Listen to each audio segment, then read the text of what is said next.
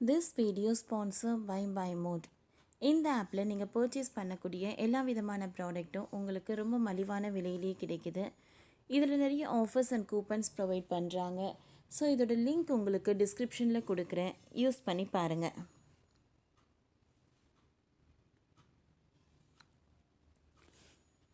அட்லிக்கு ஏற்பட்ட நஷ்டம், தயாரிப்பாளர்கள் தலைமையில் கட்ட திட்டம், எல்லோரும் உஷாராயிட்டாங்களாம்.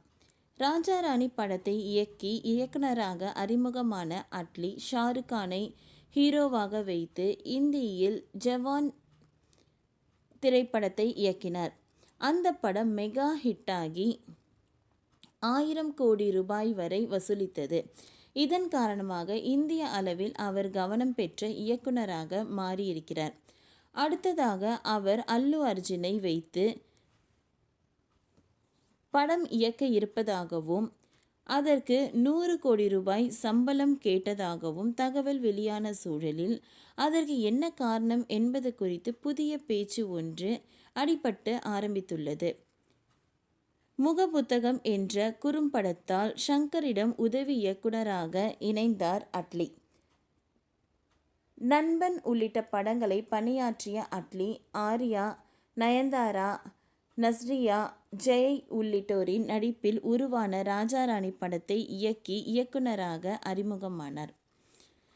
மௌனராகம் படத்தில் அறிவிக்கப்படாத ரீமேக்காக அந்த படம் உருவாக்கப்பட்டு இருந்தாலும் அட்லியின் மேக்கிங் தரமாக இருந்ததுதான் காரணமாக படம் மெகா ஹிட் பஸ்டர் ஆகி முதல் படத்திலேயே அவருக்கு வெற்றியை பெற்று கொடுத்தது.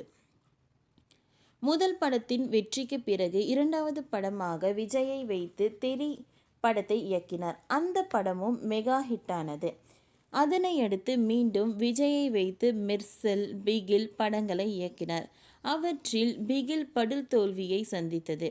இருப்பினும் 4 படங்கள் இயக்கி தமிழின் முன்னணி இயக்குனர் என்ற பெயரை குறுகிய காலத்திலேயே பெற்றுவிட்டார்.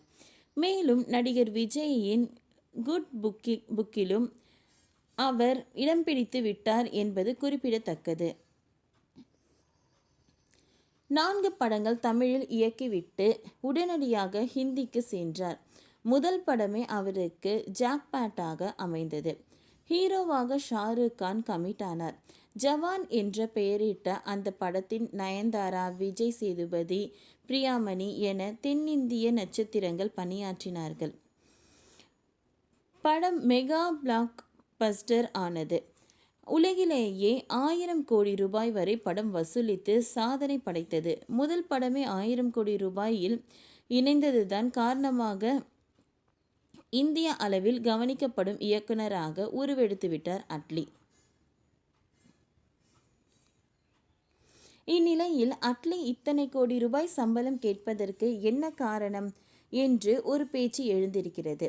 அதாவது பேபி ஜான் படம் அவருக்கு மிகப்பெரிய நஷ்டத்தை கொடுத்து விட்டதாம். எனவே அந்த நஷ்டத்தை சரி செய்ய தனது சம்பளத்தை ஏற்றியிருப்பதாகவும் கூறப்படுகிறது. ஆனால் இதனை புரிந்து கொண்ட மற்ற தயாரிப்பாளர்கள் இவருக்கு ஏற்பட்ட நஷ்டத்தை நம்ம தலையில் கட்ட பார்க்கிறாரோ என்று உஷாராகி விட்டதாக விவரம் அறிந்தவர்கள் கூறியிருக்கிறார்கள்.